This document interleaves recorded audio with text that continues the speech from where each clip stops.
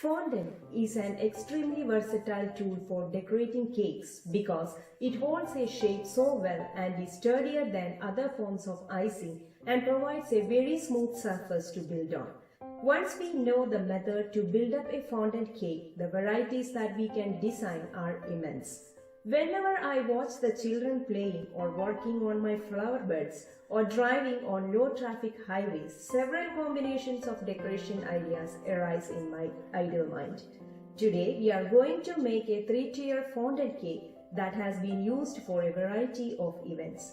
We are going to start with a yellow butter cake, and the link for how to make that cake and the accompanied buttercream icing can be seen at the description box. Let us start with cutting our cakes. Before we get to frosting and decorating, it is important to start with a level and stable cake. Place one hand on top of the cake and hold the long serrated knife parallel to the work surface. Level it until the top portion detaches from the rest of the cake and then slice them into half. You can also use a cake leveler to do this. To prevent crumbs and tears, never cut a warm cake. It is best to chill a cake before attempting to trim it. Brush away any loose crumbs from cooked cake layers. Like this, I made 3 sets of cakes, 2 each of 6 inches, 8 inches and 10 inches cakes, which means each tier consists of 4 layers of cake. Before we cover the cake with fondant, we need to crumb coat our cake. Take a cake board half-inch bigger than the cake and pipe some icing on top. Spread this a little bit and place the bottom part of the cake on top of the icing so that the cake won't move while we work. Now add icing on top of the cake and place another layer of cake. Repeat the process until all 4 pieces are stacked.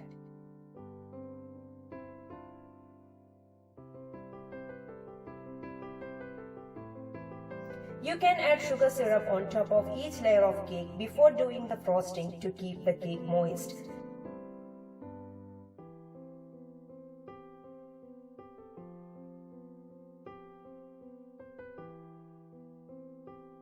When adding the top layer, put the cut side down. Now cover the whole cake with a thin, even layer of icing. This will help to trap any cake crumbs and provide an even base for additional frosting. Don't worry if you see some visible crumbs in the first layer of frosting. It's all part of the process. Smooth the icing as best as you can. Now we are done with the crumb coating our first cake. Pop it up in the refrigerator for 30 minutes or until it feels dry to the touch. Meanwhile, do all the cakes in the same way. Make sure their heights are all the same on all sides.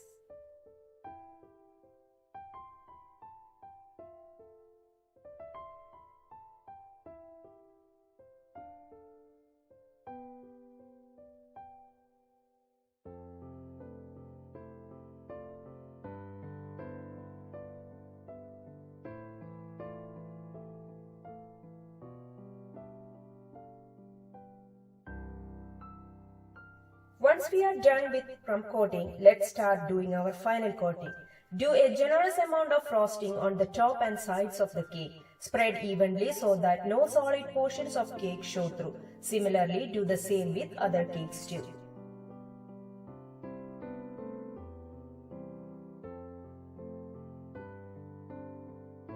Now let's start making our fondant. In a small bowl, add 1/4 cup of water and sprinkle 1 tablespoon of unflavored gelatin on top. Mix and let it rest for 2 minutes until it softens. This helps to hydrate the dried protein network in the gelatin and will dissolve easily. After 2 minutes, place the bowl in a microwave for 30 seconds on high until gelatin dissolves. To this, add 1 tablespoon glycerin, which helps to keep it pliable for a long period and also minimize drying out too quickly. Add ½ cup corn syrup and 1 teaspoon pure vanilla extract. Stir this until the mixture is smooth and clear. If the mixture is not turning smooth and clear, microwave it for an additional 15 to 20 seconds and stir again. In a large bowl, add 1½ pounds of sifted powdered sugar. Make a well in the middle and pour the liquid mixture to it. Stir with a wooden spoon until the mixture becomes sticky. Sift 1 cup of powdered sugar onto a clean surface and knead the fondant until it is no more sticking to the hands and form a smooth, pliable mass. Add more sugar if necessary.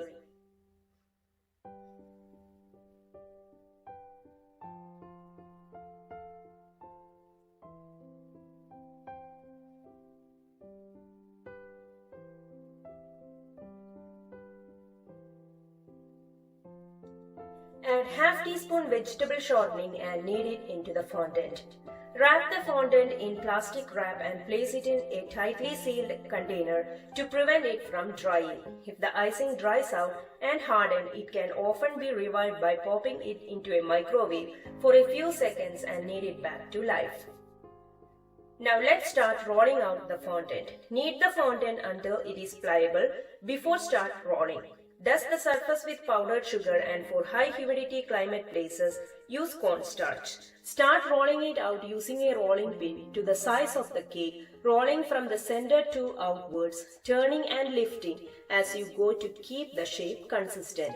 The perfect thickness for covering a cake is about 1/8 inch in size. You may need approximately 2 pounds of fondant for a standard 4 by 8 inches cake. Measure the size of the rolled fondant and cake. Now roll the fondant on the rolling pin and carefully cover the cake. Make sure the cake is close by before proceeding.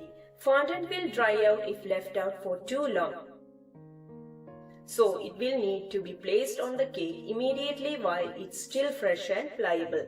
With a fondant smoother, smooth the top first. This will prevent the fondant from moving around as you work on the sides. To smooth the sides, pick up a section of fondant, gently pull and stretch the fondant away from the cake. Once the section is smooth, lightly press the fondant to the side of the cake. Using a pizza cutter or a fondant trimmer, remove the excess fondant.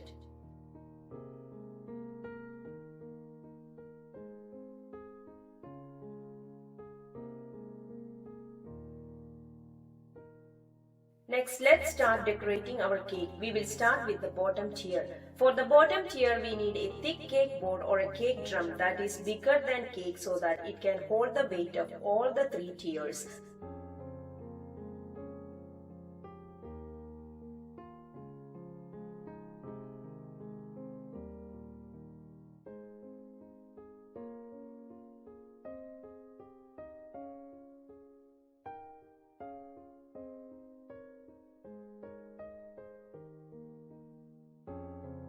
Mark the places where you are planning to attach the flowers.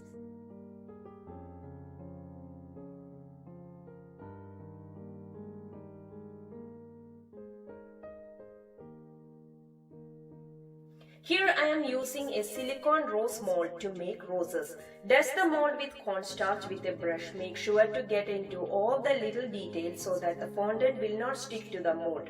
Remove the excess flour. Now take a small ball of rolled fondant and knead well. For the decoration, I add 1 teaspoon of cornstarch to the fondant to make it a little bit firm.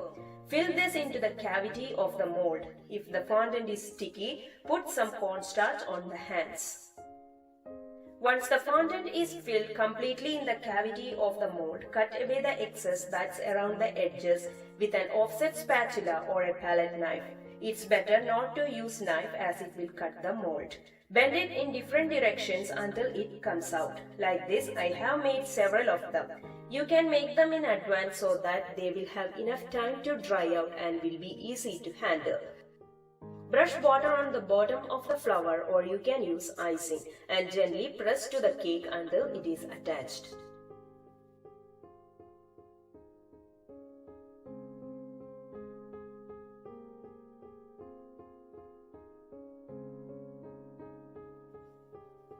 For the borders, I am using the silicone bead mold. Like the same way we did in the rose mold, dust the mold with cornstarch and remove the excess.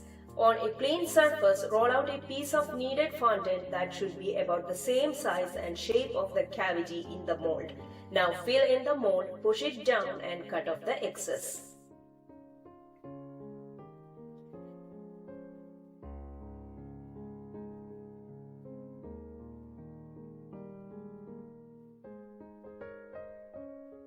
Turn it over and let it release from the mold.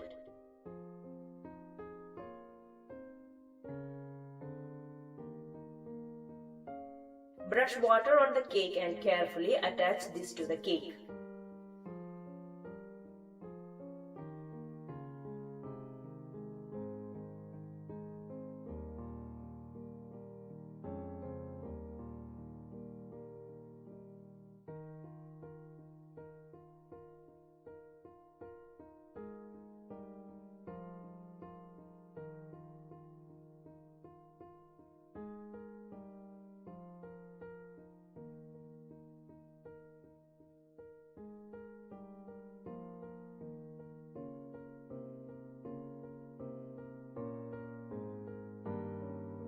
Next, let us do the leaves. For that one also we are using the silicone mold. Dust mold with cornstarch, fill the cavity and cut off the excess. Brush water on the cake and the bottom of the leaves and attach to the cake.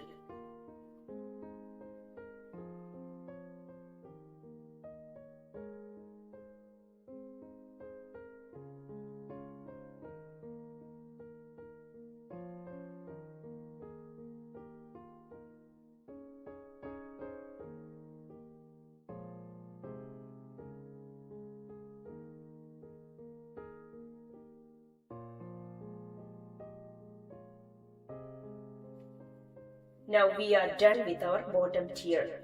Keep this aside.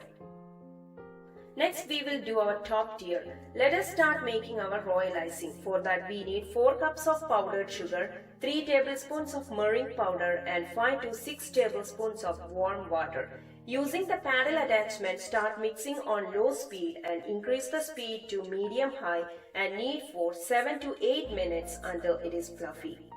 You can use a hand mixer also, then use the beater.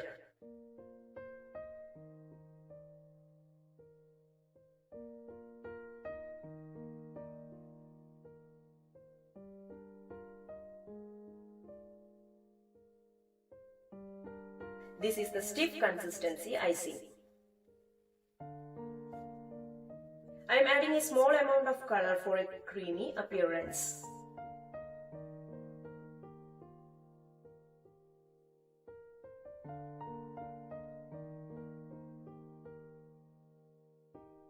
Let's do swirl drop flowers first. Using the piping tip 1M, squeeze and rotate the knuckles of hands from 9 o'clock towards 12 o'clock. The harder you squeeze, the bigger the flowers will be. We can make all the flowers in advance, let them dry and we can store them in an airtight container for several months.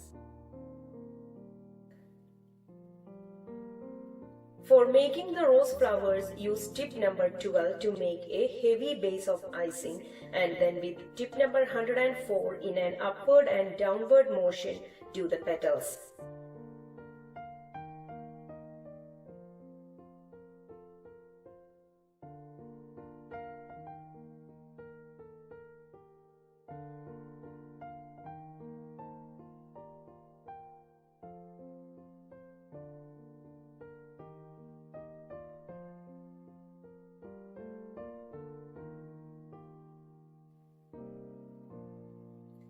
With a flower lifter, transfer the flower to parchment paper and let it dry.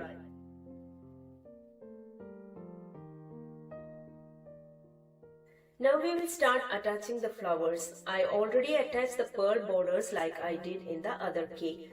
Brush the flowers with water or icing and gently press until it is attached.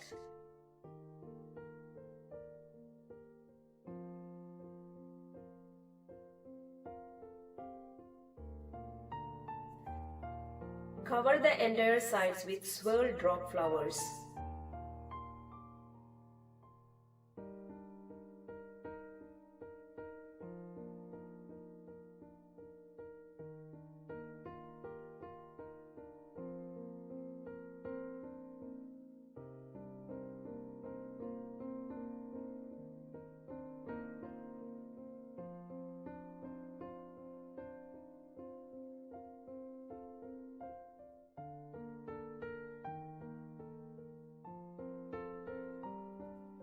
Now for the top portion, pipe a generous amount of icing like a mound. Put one flower in the middle and remaining flowers around that. Use as many flowers needed to make a complete circle.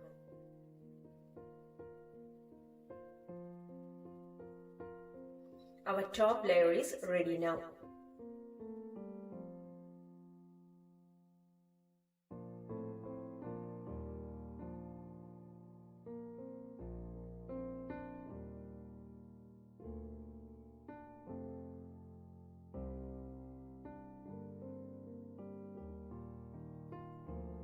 Now let's do our middle tier. For this one, I am again using fondant for decoration. Knead and roll the fondant first. With the cutters, cut out the shape. Dust the cutter with sugar powder or vegetable shortening for a nice clean cut.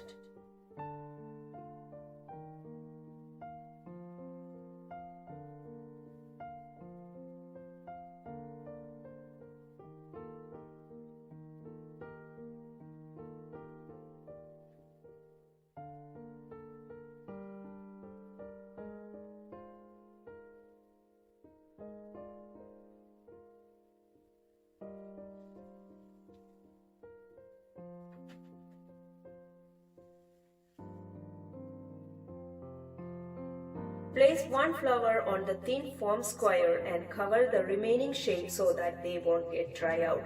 With a small rolling pin, gently roll on the flower and then transfer this to a shaping foam. And with a ball tool, gently press on the middle to form a cup shape. For holding the shape better, put the flowers upside down. Do the same with all flowers.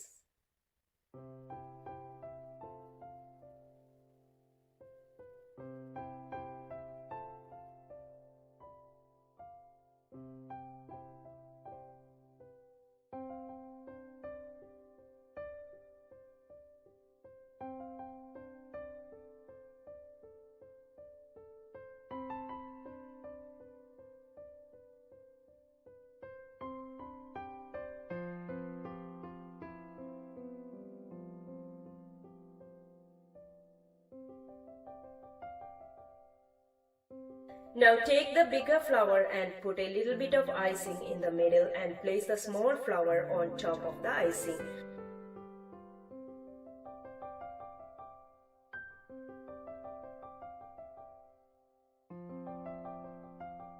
To attach the flowers to the cake, pipe a little icing on the cake and gently press it.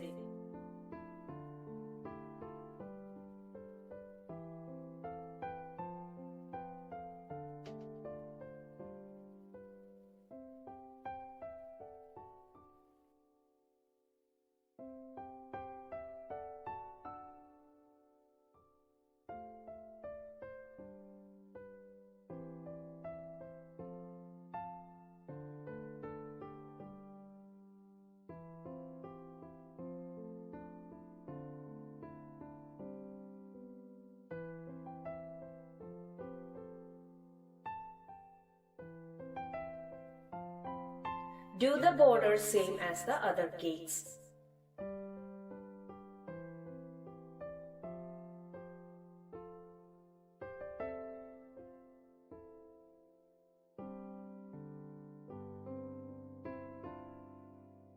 Now our 3 tiers are ready. Next, let's assemble the cake. To start tier a cake, you need a support structure to hold the weight of each cake. Cut the doll roll as same height of the cake and then insert into cake straight down until each touches the cake board. Use 3 or 4 of them. You may have to use more for bigger cakes.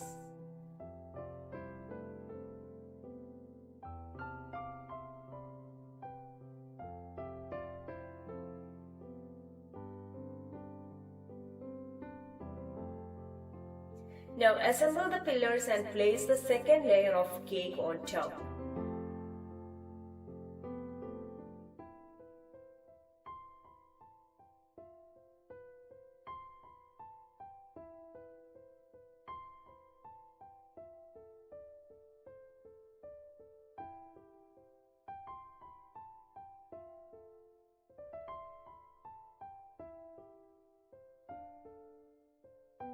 Now assemble the second set of pillars.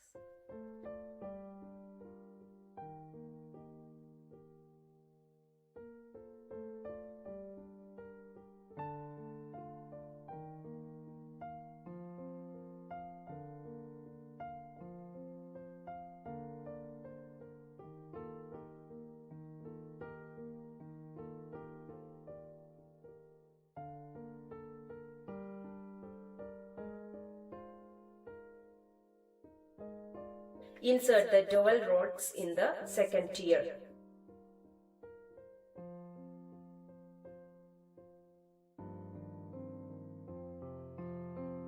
Now place the final cake on top.